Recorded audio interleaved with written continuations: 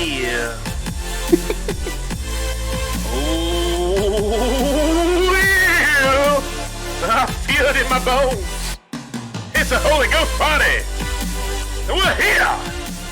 Welcome to the Flycast with the Fly Captain John and myself, the Reverend Steve-O the DMO.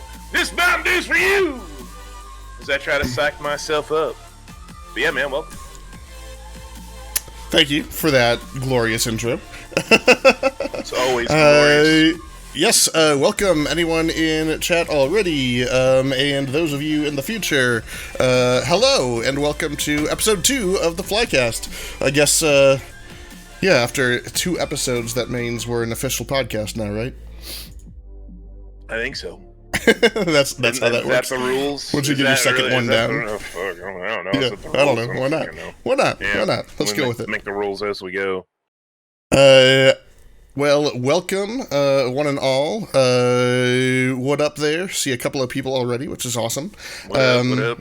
Yeah, this is, once again, our now weekly podcast where couple of DMs sit down, discuss Dungeons and Dragons, do that fun nerd thing. So last week we talked a little bit about open world campaigns versus more narrative heavy campaigns, and then started talking some questions. This week we're going to go ahead and jump on in with basically our, I mean, not necessarily a recommendation for an episode, but kind of a question that turned into a recommendation for an episode from last week, which is basically kind of the idea of lower level D&D versus higher level D&D. This is gonna like when we're talking mechanics here, because that's obviously gonna happen when we're talking levels.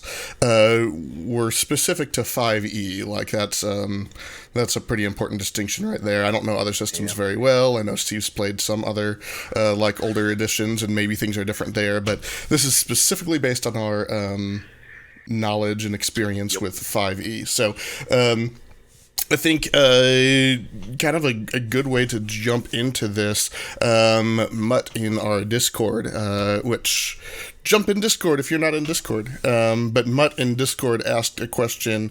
Level 10 is likely what people start thinking as the split between low and high level. Is this the definition that you use, or is this split at a different level? And while we'll actually deal with some questions kind of later on in the second half, that's kind of the perfect way to start talking about this, I think, is like what, like when you say low level or high level, what kind of would be your differentiating point there? I mean, with me, I think the beginning of a high level campaign, and we've done this with Redemption, is I actually started it at 11, but honestly, I think it's 10. Like when you're at 10, like if you think of it from the terms of an adventure, from all the way from level 1, even if you're using either experience or if you're using like a milestone, that's a huge, like distance. There's like, if you're starting a campaign, these group of adventurers have probably been adventuring for maybe 2 or 3 years, if not more. So I think with low levels and high levels, I think I normally start thinking high level at 10. That's like, to me, you're starting to hit that epic tier. I don't know about you. Yeah, that's probably right about where I start to think about it as well. Kind of like, like Mutt said, right? 10 is kind of the idea. I think maybe 11 is a better spot, because I think I could be wrong here, but I think it's 11 where casters get that third die on their cantrips. You may be right. And I think level 11 is when a fighter gets like their third attack per round. So I think there's some really big things that happen at 11. So maybe that's a better spot. I'm not really sure, but I mean, I think 10's a good spot too. Honestly, for me, and I think like it's going to become apparent here if anybody watching doesn't know this, but Steve is more the high level guy. I'm more the low level guy. For me, anything after 5 is no longer low level. Once you hit level 5, you're now in like, I mean, I know we're talking specifically high level, low level, but once you hit 5, you're in like, I guess I would call it mid level. I would call like 5 to 10 mid level, and then everything after top 10, I would call high level, which is really interesting because like, I mean, that's just the way it works in 5e. Like, I know it's supposed to be broken down into like 4 tiers: 1 to 5, 5 to 10, 10 to 15, 15 to 20. But honestly, 10 to 20 is all just high craziness to me. And it really is, because like it gets to a certain point, like where you guys are in Twirl, where it's like, I mean, when you go, I turned my simulacrum into a Draken, and I literally just shook my head and just laughed, and I'm like, I wasn't super surprised. It was still funny. It was still funny because like you just gotta expect the unexpected because people are creative, and it honestly hasn't been that big of an issue for me balancing it. It's really not. If anything, I think it helped the party narratively by having extra allies, because I think I talked about this with, maybe it was Jordan or somebody, but I talked about how I don't like the NPCs to outshine the players. Like, I'll pull NPCs' actions back and let you guys do it, because these NPCs are strong, but I want you to be stronger. So, but yeah, that I kind of agree with you with that 1 to 5, because 5 is normally, like, even in the Dungeons Master's Guide, is when you start getting, like, you find a magic item. Or not an item, but a weapon, like a +1. That's actually exactly like a big one, yeah. And I mean, like that's something that I've kind of learned to do, is to hold back on what I give out. I know you like to give out stuff. Yeah, I'm bad about it. And well, no, you're not bad about it. You're just like, yeah, I'll give you a magic weapon at level 1, and then the boss will have 52 hit points. It's fine. It's like, okay, fine. I'll balance that shit. So like, you'll balance it. But yeah, I've tried to like hold back on that a little bit. Try to be more creative with the magic items I give out, because I still like to give stuff out, but like, I mean, on my first campaign, learning that +1 weapon probably shouldn't go to a level 1 person, probably. Or a staff of the, what was that? That staff. Oh my goodness, the one that you gave Grady. Yeah, that was. I don't remember what it's called, but the druid staff. The druid staff, because it's like, I remember messaging you. Wall of Thorns. Yeah. I mean, that's just experience too. And I'm like, I remember messaging, goes, is there druid G stats? Yeah. And I found one, and I didn't read it all the way through. Yeah. And he did, of course. And I'm like, oh, I probably should have done that. But hey, because Grady is smart. Learning curve. Yeah, I think. So I guess like the next question there is, what is it about high level that appeals so much to you? Okay, I feel like it's me. Yeah.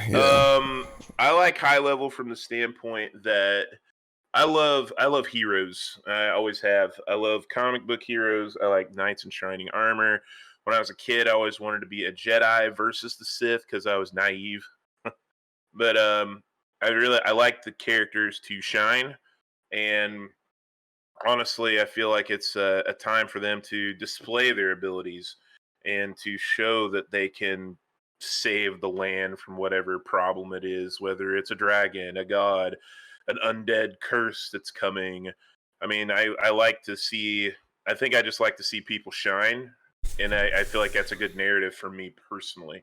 It's not everybody, but that's what I like about higher levels. It is a little bit difficult when it comes to balancing, but once you've had enough practice doing it, eventually it just becomes not a big deal.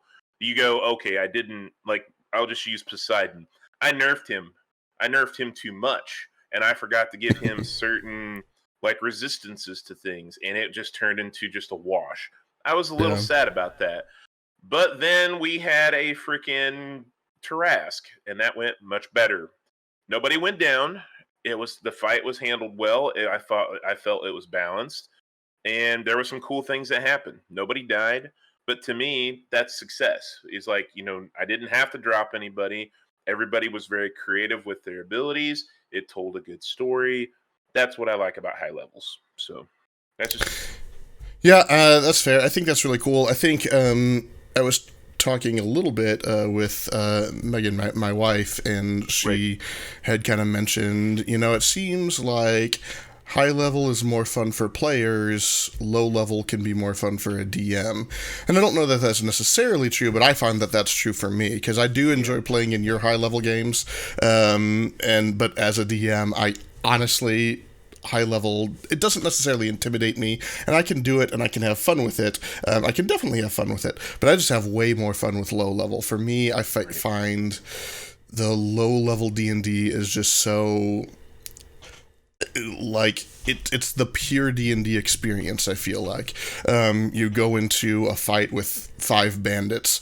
How's it gonna go? I don't know. We'll find out. Like, it could go either way, and not that I like killing players or even necessarily downing players or anything like that. I like creating challenges, and I like players being able to overcome those challenges. I don't necessarily love when players no longer take the threats of the world seriously, if that makes sense. Like, at low level, you kind of have to take everything seriously. At higher level, it's just like, yeah, well, I mean, we literally just killed a god, so what are you going to do to me, puny little whatever person? And that starts to get kind of frustrating, I feel like. I think the biggest issue there is kind of the hit points issue, which is a whole other topic altogether. But if you don't buff it, if you're running a high level campaign, if you don't buff your bosses with enough health, then I feel like you're just being foolish. Because if you really because that's why most campaigns in the box stop around 10 or 11, because it's not really, their creatures aren't really balanced well for like after that, and they're okay with that. Yeah, like, I really like the system. I think it's a really good system, but they clearly did not have higher levels in mind, really, when they designed it, and I think they know that. I think more or less in the design of 5e, more or less levels after about 10 or so, so high level, what we're talking about, is an afterthought. It's something that they were like, yeah, well, I mean, it's something that they were like, well, yeah, D&D is supposed to go to level 20. That's just kind of like the rule. So we will allow campaigns to go to level 20. After 10, though, we're going to kind of stop supporting it. That's just kind of what it feels like. So it's like, well, if you really want to go that high, you certainly can. We're not going to help you with it, though. That's kind of what it feels like. But that's fine. That means you just get to get pretty crazy, like like I did, and throw the entire pantheon of archdevils and demon lords at the players. See what happens. And that was hard. It was tough, but we made it through it. But that was very difficult. Yeah, I think that can kind of jump right into this question here. How do you challenge a low-level party versus a high-level one? Dude, I mean, you go first. Your low level, yeah, your baby. Yeah. I mean, I guess I'll talk about the low level.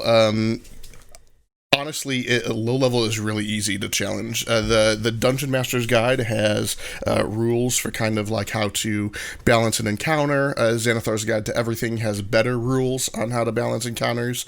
And the best tool out there is, in my opinion anyway, is Kobold Fight Club. It's a website, koboldfightclub.com.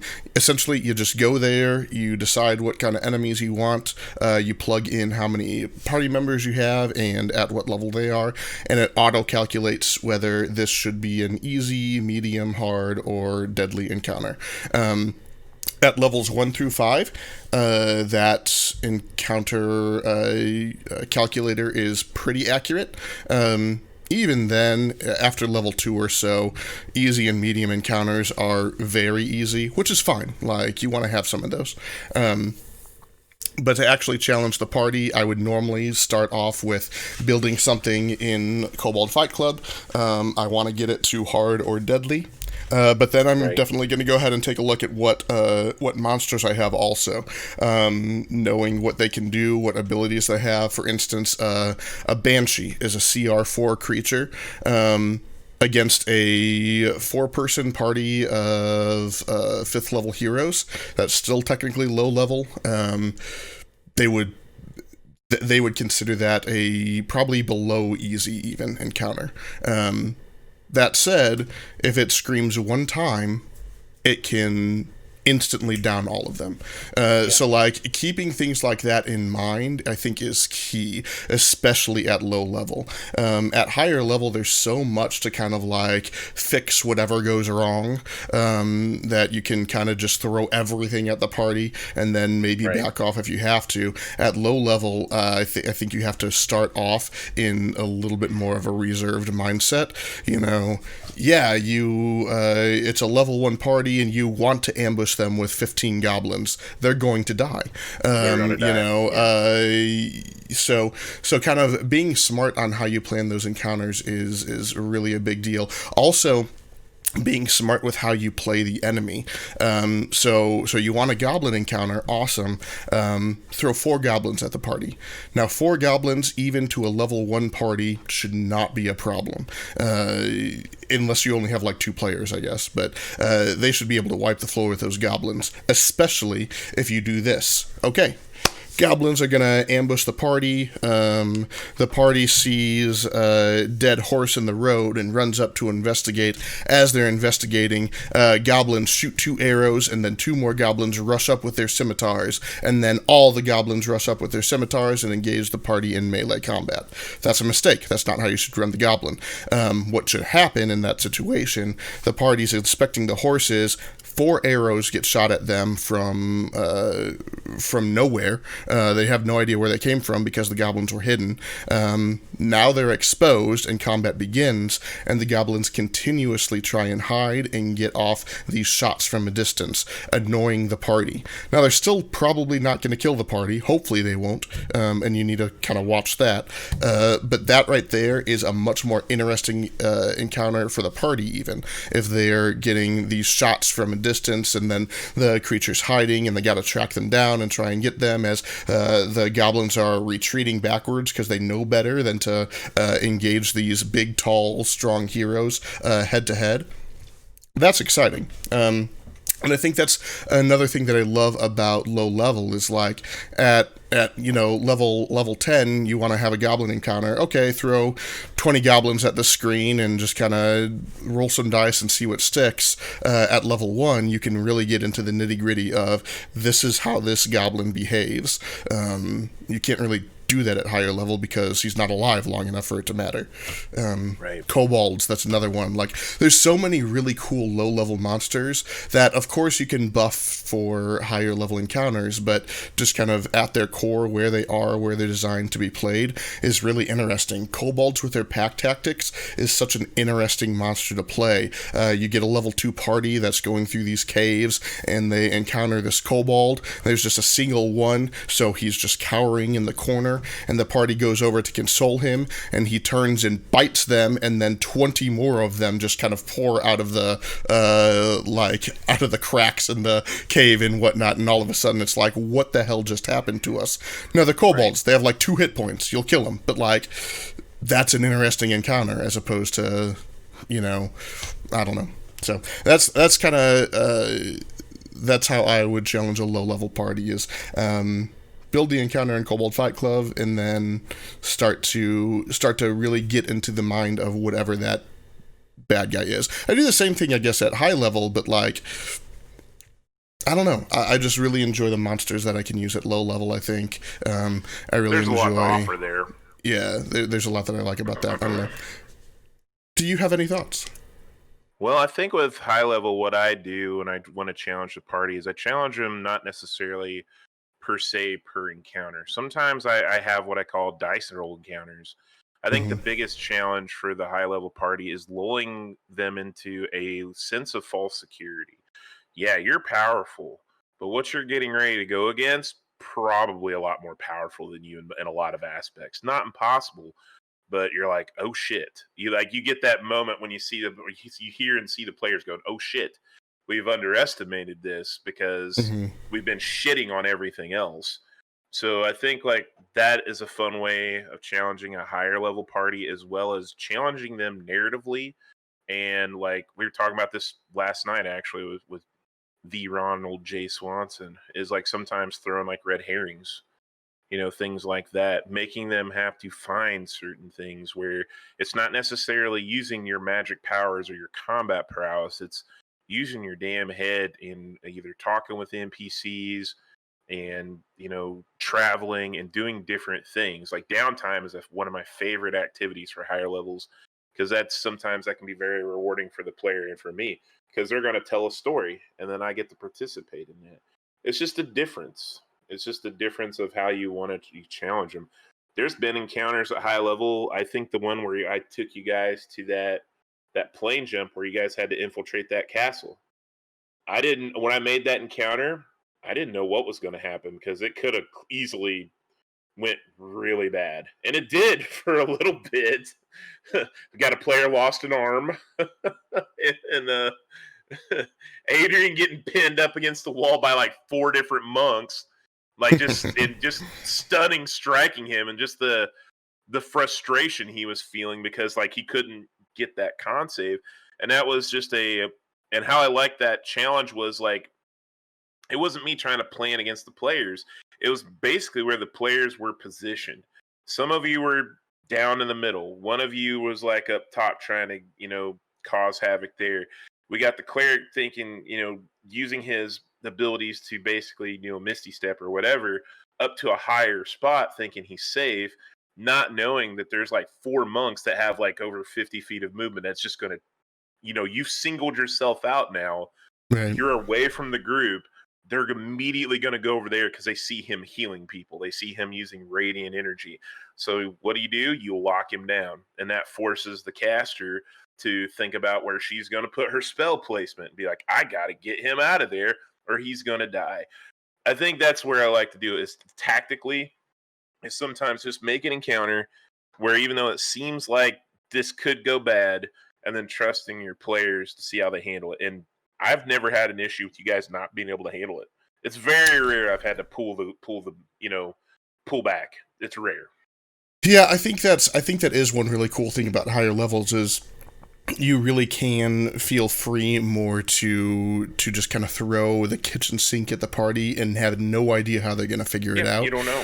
But they will, because like you have to, like at higher level, I feel like you have to intentionally plan antagonistically in a way. Like, obviously you don't want to be a dick, but like, and you don't want to like intentionally plan to counter the party necessarily and kind of metagame it, I guess. But like you do want to intentionally make things rather difficult, because you as a DM definitely don't remember everything that your party can do. No. Like you're just not going to. Never.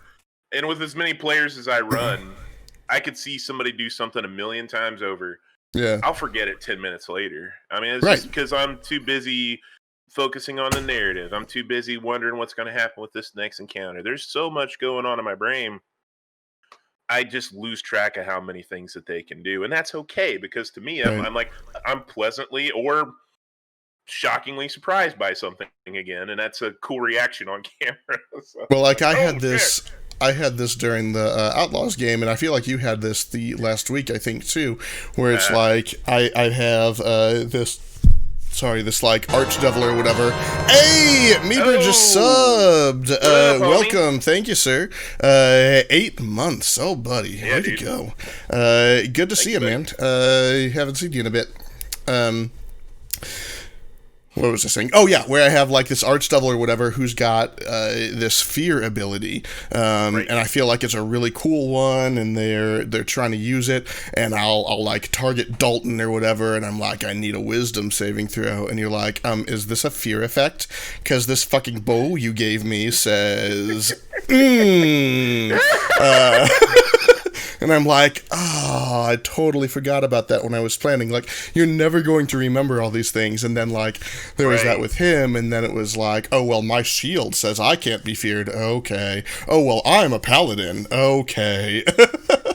Like, and then you're just like, oh, forget it. And then, like you had it happen when it was just like, oh, well, Hero's Feast says, it's like, I don't, oh my goodness, what the heck? So, like, I feel like you kind of have to, like, while you don't want to have everything just be like a hit point versus hit point deal, you try and come up with like these fun other abilities or find monsters with these fun other abilities. You have to kind of like have multiple ones of those at the ready, I Right. feel like, because like your party's going to be ready for some of those when you Oh don't think yeah. they are, which is actually pretty cool, right? When you're talking about, like, they'll overcome it somehow. I don't know. We'll figure it out. We'll figure it out because you just can't plan for everything, and sometimes you just got to fly a little bit by the seat of your pants. But that's where I like to do it anyway. I generally, if Yeah. I'm too much in a corner, I can't. I can't like plan for it. But yeah, you're right. The what was it? The Tarrasque with that Hmm. fear roar didn't do shit. Yeah. But the creature is dumber than a bag of hammers. Does it know that? No. No. Yeah. No, it's going Uh, to do that. Wild Simba here just says those moments feel badass though as a player, and yeah, that's Oh yeah. that's a good thing. Yeah. That's the point. That's kind of what we're saying with, like, you have to plan, like, playing essentially like above and beyond for those high level Right. encounters, because the party's going to have stuff like that you weren't prepared for, and then they get to, Exactly. like, say, F off to your monster, and that's pretty cool. You just kind of have to, like, be ready for that. At low level, you don't have to worry about that as much, but what you have to worry Not when a about goblin is here can kill you. not killing your party. Like, at high level, I feel like you can almost intentionally try and kill the party.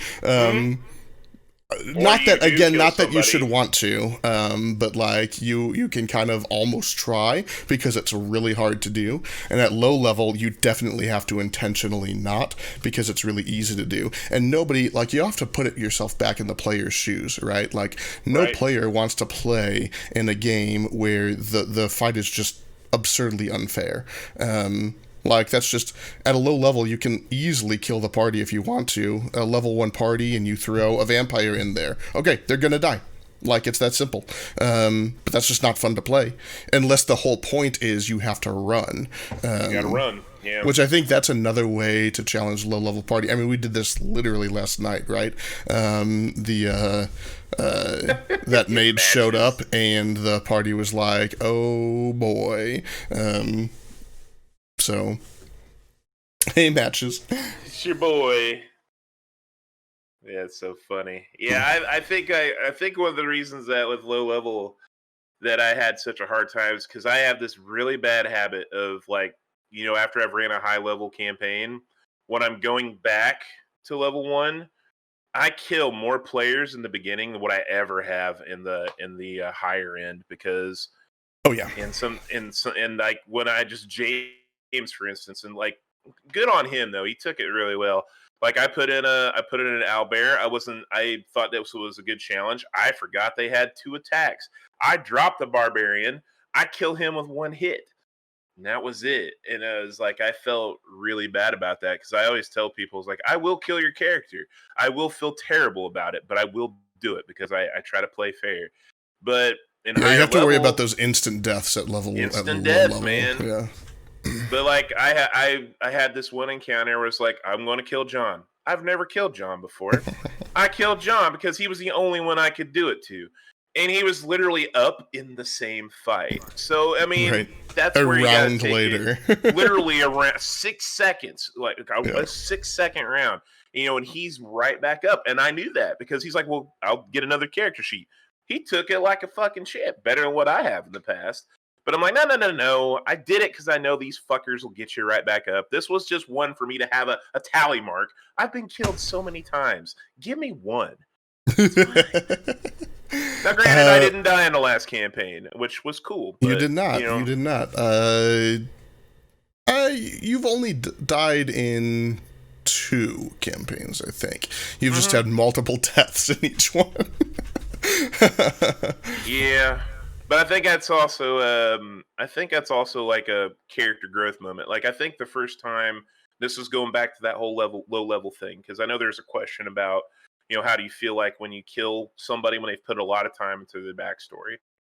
But the first Yeah. time I killed Mutt, I felt really bad about that because a player was playing their character, didn't try to stealth, basically knocked in the door, and it was Dragon Heist, and they had those Kenkus, which hide and they get Mm-hmm. sneak attacks. Well, I killed his character. He failed his death saves, and we talked about it, and I was like, all right, let's find a creative way to bring him back, and we did. But he was haunted by this stupid ghost god for the rest of the campaign. But he handled it much better after that. It's that ripping off the Band-Aid, because we all get creative. I think that question was tailored to like people who write like a 10-page essay on their backstory, and you're like, damn, dude, you don't want them to feel like that's a waste of time. Sometimes you can be creative, bring it back. Yeah. With that, we are about halfway through, so we're going to go ahead and take a quick break, and we will be back in about 3 minutes.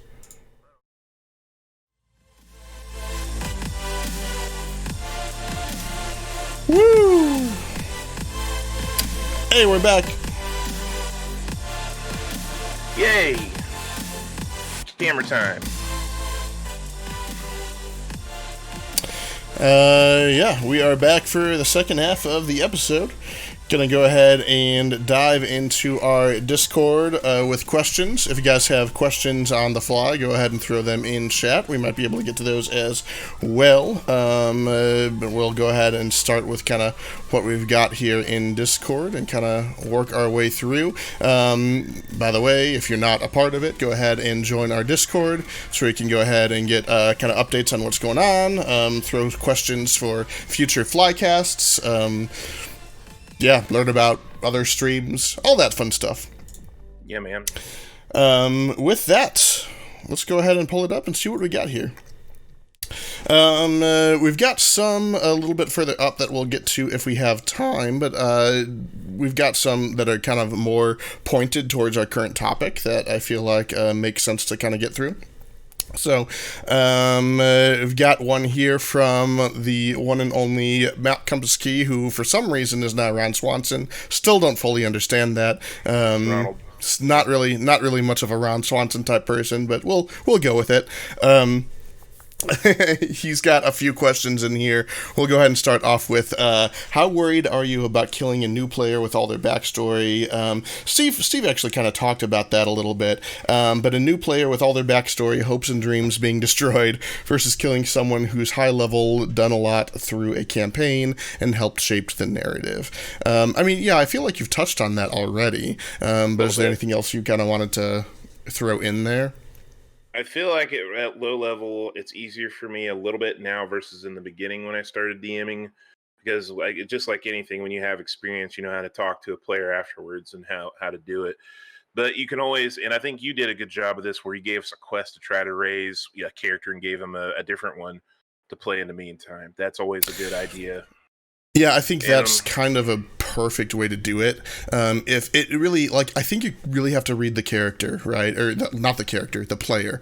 If the player is like, yeah, that's fine, I'll just make another character, whatever, then just move forward. If they're pretty broken up, that's a perfect character quest line to try and res that character. You can dump so much fun afterworld lore into that character while they've been dead for 3 days or whatever. Here's what they've seen. You can even drop a whole campaign arc in a whole campaign hook rather in there, right? In those 3 days you were dead, you saw Orcus raising a massive army that's about to kind of come through and attack this such and such a city with his followers kind of preparing the way, and it's like, hey guys, thanks for resurrecting me. I saw this shit. We got to fix it somehow. So that can, I think there's a lot of really cool stuff you can do there. So at the same time, I still absolutely hate killing players at low level, because it does suck to die before you get to know the character. But if you're able to kind of work in a quest to res them or something along those lines, I think that can be really cool. I don't give two shits about killing a player at high level, or killing a character at high level, because if they don't come back, it's their own damn fault. Now, I do use alternate resurrection rules, pretty similar to what Matt Mercer uses, to where it's never guaranteed that you will be resurrected, but you're pretty much going to be. There are checks and things involved, but you're almost certain to come back. At high level, you're almost certain to come back, and if you don't, it's probably because you don't want to, and get to play somebody else. You've probably, if you've at least played the campaign to that point, you've sunk so many hours into this character, you've got to at least enjoy them and appreciate who they are as well. And now you can make someone new. Like, I don't care very much about killing high-level characters, to be honest. Maybe that's callous of me, but I just feel like there are so many ways around it that it's not that big a deal. And then we haven't really touched on this one yet. We saw the question. I think it's a good question. But are there spells or abilities that players have that you find frustrating to deal with at low levels, or abilities at high levels that are hard to deal with? Examples are Aarakocra being able to fly at low levels. That's a direct reference to his character, I think. Honestly, I think we handled that very well. Like, he was a barbarian, so it didn't matter. Or the example that he gives for high level is a bard with plus 15 to charisma checks or simulacrum. Xander has both of those, so Force Cage is a bitch. Force Cage, yeah, okay. Force Cage is a bitch. And because that's where low levels I could care less, because those spells I feel like are not that big a deal. But I'll use an example. I made this badass, gunslinger chick. And I don't check the player sheets all the time to see what they have. I feel like it's metagame. Right. Yeah, I agree. And Xander had Force Cage. I'm like, what the fuck's Force Cage? He literally put this medium creature in a box. The whole encounter was just scrubbed. I spent hours working on that, and I was like, sorry, bro. And then but that also taught me something too. If I'm going to design an encounter, and I have to look at it from two perspectives. If it's someone who has enough power to scry on the party or have spies, the party's not necessarily going to know those spies are there, especially if they're acting casually. They can know exactly what they have. But if it's somebody they haven't ran into before, like this gunslinger chick, doesn't know a goddamn thing about the party, that's where you have to be okay with it and just be like, right. Well, on them, and just and not you have that one moment of frustration, and you're like, oh, but that was such a good play, and then you just kind of move on. So I think with higher levels, and I even touched on this earlier, Xander has a simulacrum, gets true polymorph, turns him into a dragon. I laugh literally and just go, okay, I'm not surprised. That's cool, and just accept that and literally lean into it. When Markle got his feet and was able to have this mount fly, it was so annoying because I could never do anything with it. But eventually what I did to make it more fun for myself was I leaned into it. I gave that mount a voice. We peed on everything. It was great. Sometimes you just gotta lean in and just be like, okay. Yeah, I think there's definitely stuff that can be hard to deal with. I think one that kind of comes to mind for low level is Find Familiar, but because that can be such a freaking annoying spell when it's just like, well, my familiar scouts the dungeon. Okay, well, that's stupid. Fine. But there's always ways around it. Plus, I remember having this sort of spell as a player and how much fun that can be. So you just kind of have to get over it, I feel like, as a DM.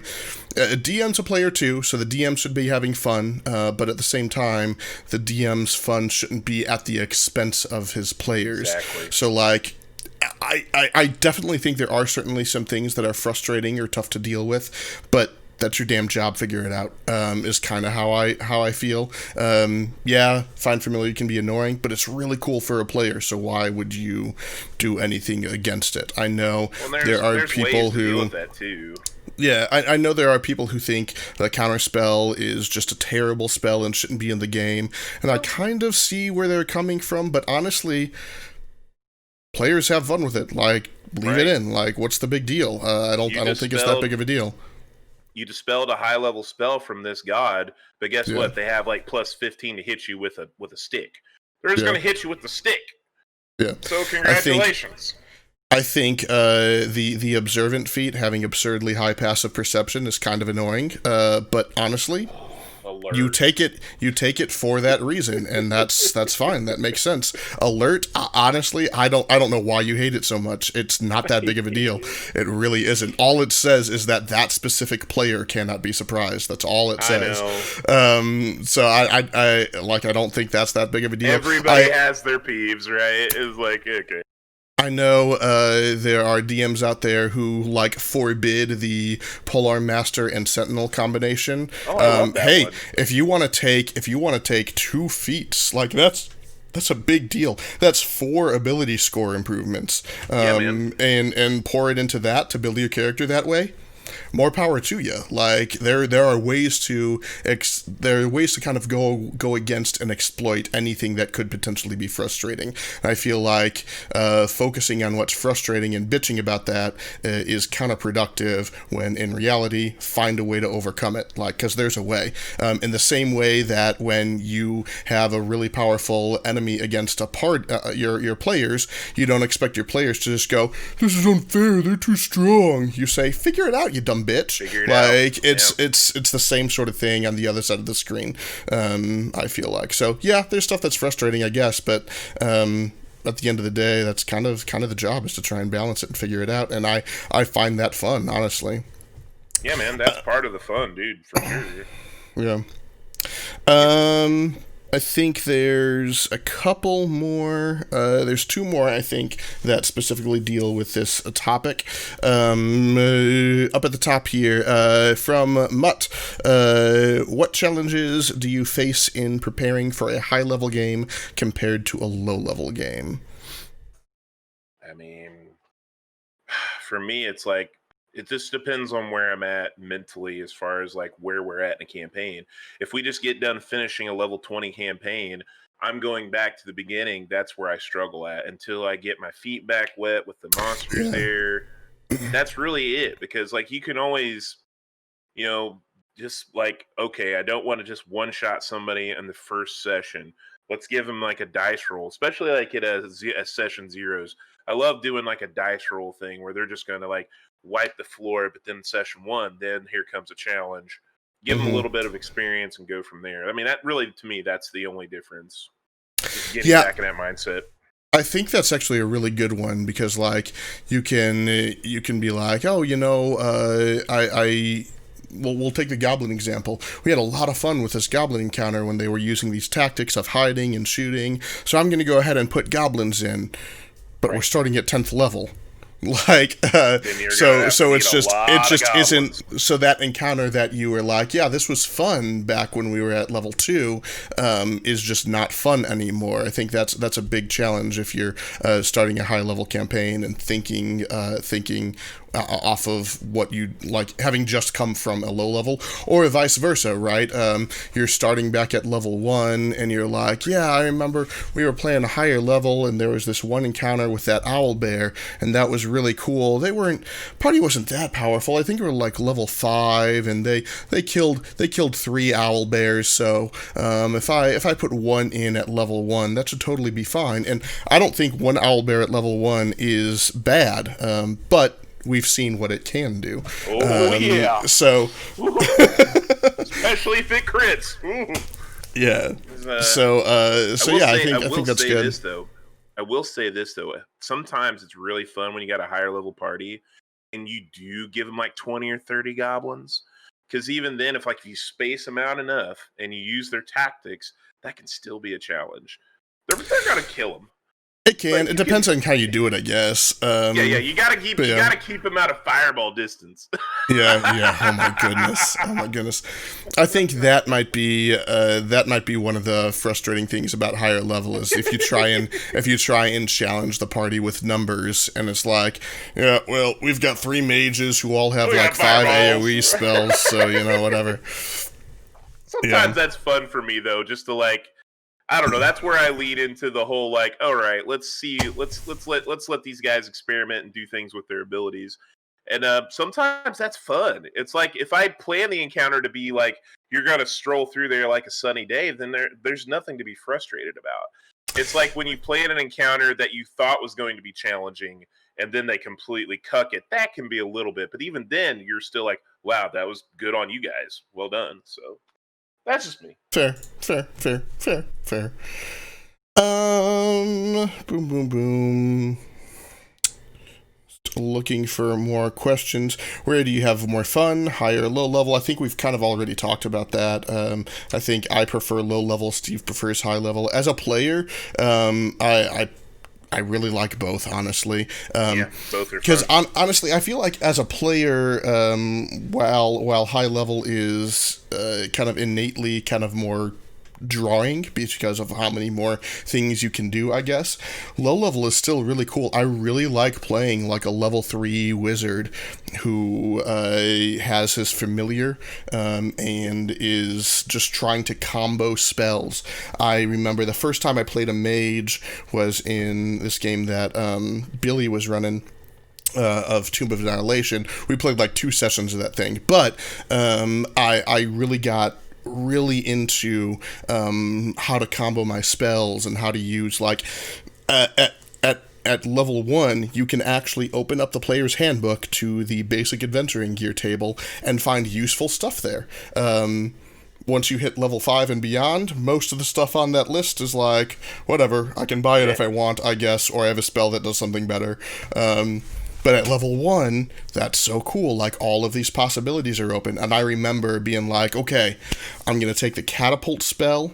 I've got firebolt as a cantrip, and I just bought 10 flasks of oil. So, like, when we come against something tough, my strategy is to catapult that flask of oil to them. Hopefully it'll shatter on their person. They'll be covered in oil, and then second round is to hit them with that firebolt. They're gonna catch. And like just try different stuff like that. Okay, really reading the spells and getting the most out of them. Okay, minor illusion, it's a cantrip, but like you can create a 5-foot square box with that. Okay, Right. cool. I am going to make a pickpocketing mage.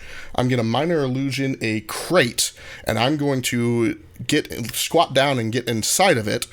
All anyone else is going to see is a crate, and I'm going to try and pickpocket someone. And if they feel something, well, there's just a crate behind them.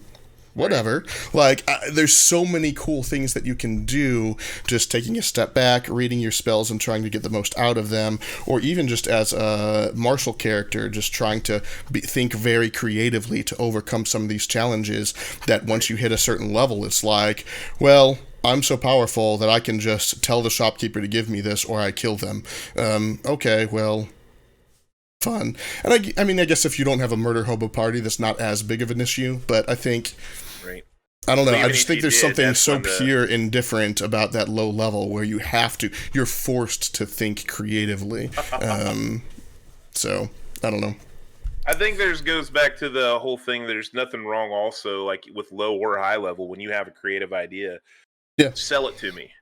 If it's something that may not be quite rules as written or something that's a little vague, sell it to me. Tell me how it is. Explain how cool it would be. And if it's something that I personally feel like we could work that in, let's do it. That's where I like that creativity piece. Is like, and that makes me laugh when you say I'd have a fighter who would kill it. Then that's where I was immediately thinking of an arc that the whole city turns against the party, and you have these high level guards. You get these nice guard stats with magic weapons, and just you fucked up. Yeah, I immediately thought of an arc right there. Like, oh yeah, let's do it. Crow asked, could you minor illusion a wall in a place? Minor illusion says 5 foot, 5 foot on one side. So I guess if it's a halfling, yeah. I think you're thinking more of a major. Major image is like 30 feet or something like that. I can't remember. Right. But yeah, minor illusion specific, like it can be a cube, a 5-foot cube, but it can't be larger than 5 feet on one side. My goodness. Minor illusion hobbit hole. Yeah, exactly. You were talking about that mage earlier, and that gave me an idea. Something we should probably talk about is like when 2 players or more players can get into a certain role play position. Like when you played your mage and I played my turtle monk, I tanked for you while you cast your spells. I think that would be a good topic to talk about, is like how players can like either team up, combo things like that with the RP and also your restrictions. I think that would be good. I think we should do that sometime. Yeah, maybe we should do I that love for that. next episode. Yeah. I love that. I love because we don't get to play together very often. We just don't Right. because we're too busy running games. Right. But like when we did that, I enjoyed it because you would cast your spells. I would use my bow staff and keep people off of you with the billion fucking monk attacks and this tortoise shell on me. I'm like, I'm a turtle. You know, and Colorblind, colorblind mage using minor illusion. His illusions are always in black and white. I love Black it. and white. That reminds me of your Halloween one shot character. That was the mage who who was like a noir detective or whatever. I love that one, man. That was fun. That was such a fun character. I loved that playing in that one. That was a good. Yeah, that was a fun one shot too. I really enjoyed that. Yeah. I think that's everything that was specific to this, so we'll go back up. We probably have time for one, maybe two more questions, so let's go back up to some of these ones we missed from last time. I don't think we did this one, the one from Mutt. What sort of feelings do you have in anticipation for a new campaign? With all the experience, do you feel intimidated or feelings of doubt?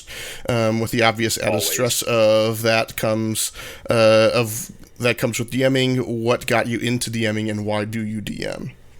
Ooh, I'll do this. We were talking about this off camera, actually. I think it's always nerve-wracking when you're trying to build a new campaign because sometimes you just don't know. And you're just like, you have to trust your guts and be like, well, I'll figure it out. I always do. And then I don't really honestly, I feel more stress as a player than what I do as a DM, believe it or not. I feel more stress as a player because I don't know everything that's happening. I have to know what that player knows. And then I think what got me into DMing was I wanted you to have a game to play in. And then I really leaned into it. And I really started seeing the joy of helping people tell the story and seeing them succeed. I mean, ultimately to me, I actually enjoy DMing more than I like playing now. So, which is rare. Most people want to just play, but to me, I like to see the group dynamic. I like to see everybody come together. I like to see when the story succeeds, and I also like to see when the story fails. When you have bad things happen and when you're inducing those emotions. I mean, there's so much I could wax poetic on, but I know we only got a few minutes. So what about you? Yeah, I think I don't ever think that I feel intimidated in starting a new campaign, but after that session one, yeah, basically every session I feel somewhat intimidated. I have feelings of doubt all the damn time. I think for me it's also in a lot of ways more difficult to run a module because in the heat of the game, you're going to forget things. You're going to forget stuff in your notes. You're just going to fly by the seat of your pants and make something up. And in something that's completely homebrewed, a homebrewed campaign, a homebrewed idea, whatever you make up in the middle of the campaign, just make a note about it. That's now canon. That's fine. That's not a big deal. Right. With a module, I always am like, I know there's an answer to this. I know there's an objective answer, and I remember reading what that objective answer is, and I don't remember. And every time that happens, I feel the stress of, okay, I know it's in the sheet. I gotta find it real quick because I want this. I want it to be as fluid as possible for my players. I don't want them to have that experience of, oh, God, every time I ask my DM a question, he spends 5 minutes looking something up. It's so dumb. Like, I don't want that. So, like, I have that stress of, I know there's an answer, I know I had this ready, but I don't remember where it is, and clicking through and trying to figure it out. And then sometimes just, like, saying something because you're like, yeah, this makes sense, and this is kind of where this is going, and then being like, oh, but this isn't what the book said, and having to be okay with that part. I think that makes running a module a lot more difficult for me. I've found running Dragon Heist, there have been lots of times when I've just been like, I feel like I'm having fun, I feel like the party's having fun, right. But I'm also super, super nervous because I'm like, this isn't something that's really fully covered right now, and the party's having fun with it, so I'm indulging it, but I don't really know what to do with it, so we'll kind of just see what happens, and I don't know how to get them back on track later on, and it always works out, of course, but like that, right. I think is kind of nerve-wracking for me sometimes. I always, in starting a new campaign, I'm always super hyped for it. I'm thinking about it all the time. I'm making up a new idea for like, what if we change the way this rule works, or like, for like the Outlaws one, like, what if we implement this survival system, which I think worked all right for levels 1 through 5, which is all it was really meant to work for. Like I love that sort of stuff. Getting to expound this different lore and different ideas to the players, having them excited and come back with their character ideas, and I think that's a lot of fun. And then the last part of that, what got you into DMing? Why do you DM? Before I had a group to play with, this is what I had, was world building. I like world building. I think it's a lot of fun. And I would think, man, it would be a lot of fun to have a group to play with, but I just don't right now. I was working at Geico, and I was on the midnight shift.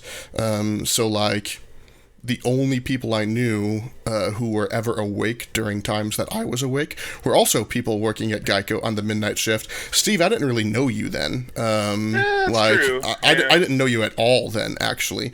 I had seen you. That's about it. So it was just like, it was really difficult to ever try and get a game together, and I didn't know a lot of people who I thought would be interested or anything even. And so I would just kind of build this world. And then I had gotten involved in a game online on Roll20. For most people, that invokes horror stories, because those generally don't go well. Mine went really well. We lasted roughly, I don't know, I think it was like 6 months or so, playing That's weekly. Good, we had a lot of fun. Our DM is the one who bailed on us. The group liked each other and wanted to keep going. I was the newbie, but I just kind of found my spot pretty quickly. It was a lot of fun. But yeah, once the DM bailed, it started to fall apart. So it was like, oh, well. And then we had that one Geico game. Steve remembers this. So at Geico, there was a group, like a board game group or whatever. And we were like, okay, cool. That's fun. And then they wanted to start a D&D group off of it. And we were like, yeah, of course we're going to do that. They were like 6 or 7 people who signed up and whatnot, and we get there and we do character creation for like a couple of hours or whatever. I'm helping the friends that I know make their characters. The guy who's going to be the DM is trying to help walk people through things, and then we get into it. We played a small session. I want to be fair to the guy. He wasn't awful. He really wasn't. I've had worse DMs before, but he wasn't good. No. He had very much his own idea of exactly what was going to happen. He had, like, we were at a festival, which I think was a cool, adventure or whatever. Like, I think that was a cool idea. But like I don't remember. Yeah, first of all, it was in the Forgotten Realms, which is instantly a strike for me. And I think Steve, too, at this point.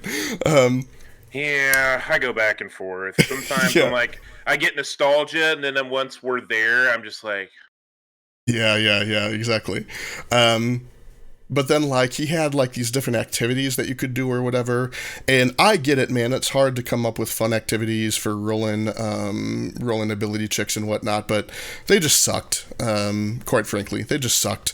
And then there was a combat encounter that was just whatever. It went really weird. And then at the end, he, like, tried to kill somebody by having them drink ale or something. I don't know. It was weird.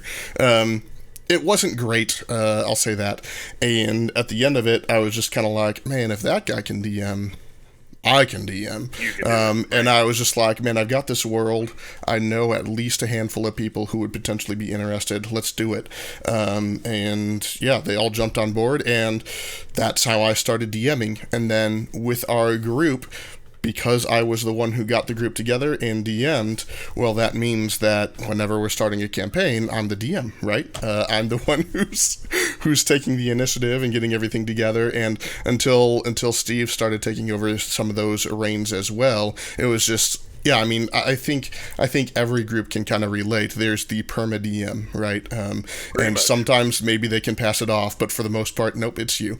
And now Steve has kind of found himself in that same regards. The only time either of us ever get to play is if we're playing in each other's game. And I think we're both, for the most part, okay with that. Like, I would love to see more of my players step up and take over that DM role, less because I just want to play, although that is fun. It is fun to see the other side of the screen, but more because I think so many more people would enjoy it so much if they would just do it.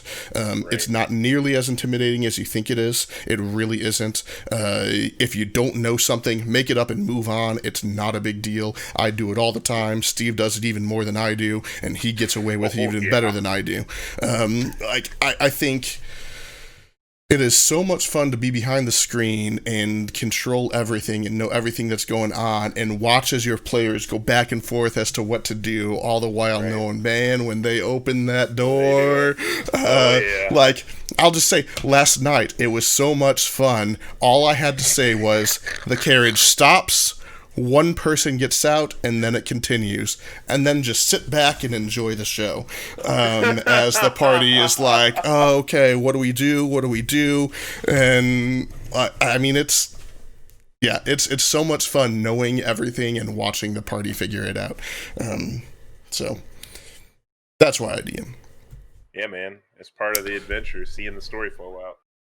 And with that, we're at our time. So, thanks everyone who's... MJ Hessler, as the party hires yet another would-be killer they stopped. Yeah, exactly, the party in Dragon Heist. I was actually talking about this with her earlier. You guys, it's the Helpful Haunt tap room and correctional facility. Yeah, exactly. Yeah. It's a thing at this point. Yeah, exactly. Right. Well, hopefully we've been entertaining. Hopefully you guys have had fun. We are gonna go ahead and call the podcast there, but we'll be back next week with another installment of the Flycast. I haven't gotten any of these uploaded yet, but I'm gonna go ahead and get that worked on. By the weekend, I should have both of these episodes up on YouTube, and I'll look into kind of how to podcastify them as well. So that should be fun. We will, I've heard back from one of our last remaining Starfinder players who hadn't quite gotten back yet.